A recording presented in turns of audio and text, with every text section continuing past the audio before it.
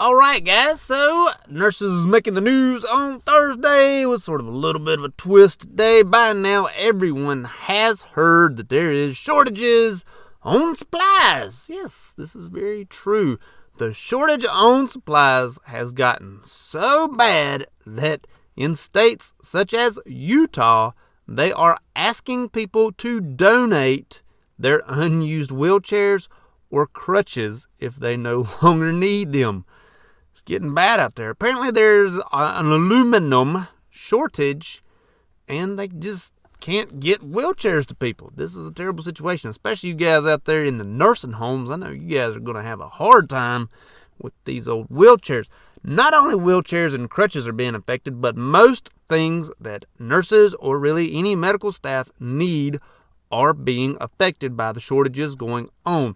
I can tell you from my own experiences that yes, we have sort of gotten used to the things like gloves not being on our shelves, but the things that we really thought, we had mass quantities of are just not there right now because we can't get them. Things we were like, oh, we'll never run out of these.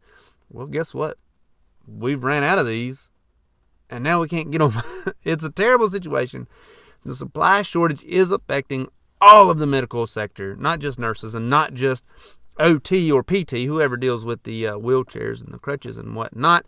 Medication has also now started to be affected by the shortages, or really the supply shortages, or shipping or whatever it may be that's running at a hard time at this moment in time. Most news outlets are saying that it's only the major medications that are being affected by these shortages.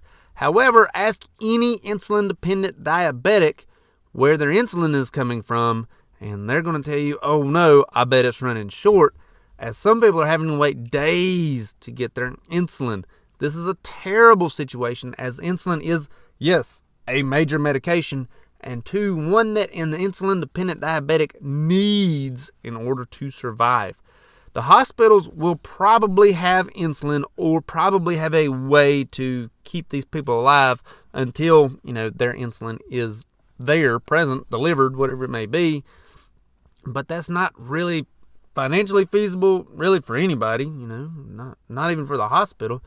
And two, not always a good idea, especially in rural situations, as you're taking up a bed in a rural hospital that may need it for COVID patients, as of course the rural areas are still fighting the COVID pandemic, much more so than the city areas. You take a 50-bed hospital out, way out in the county, and they need those 50 beds, as many as possible, because a lot of those people are getting COVID and they still need those beds. And then you fill it with somebody who's insulin dependent who you have to keep there because they have no insulin at home because of the shortage, and that's a terrible situation. A few years ago, there was a saline shortage.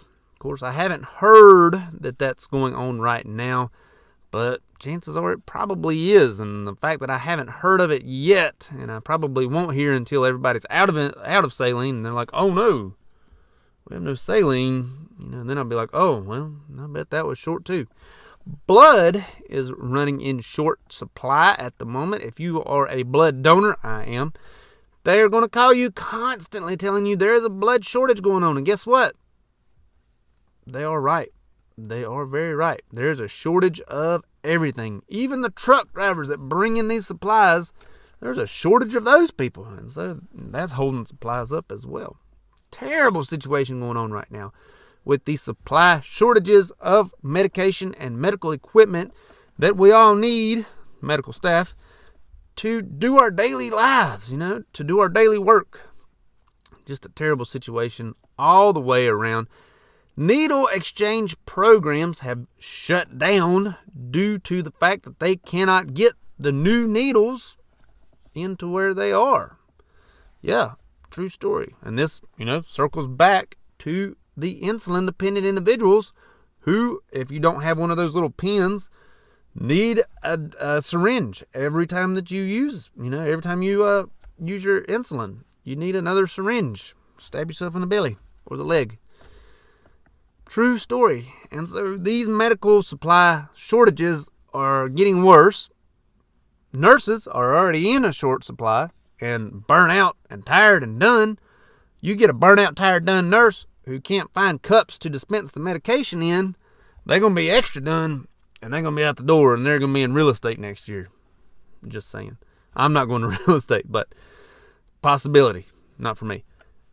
The shortage of supplies now has gotten really bad, and hopefully it'll end or pick back up, whatever it may be, however the wording needs to go. But as estimates go, up to 2 years away before the supply shortage really starts to teeter back in the right direction.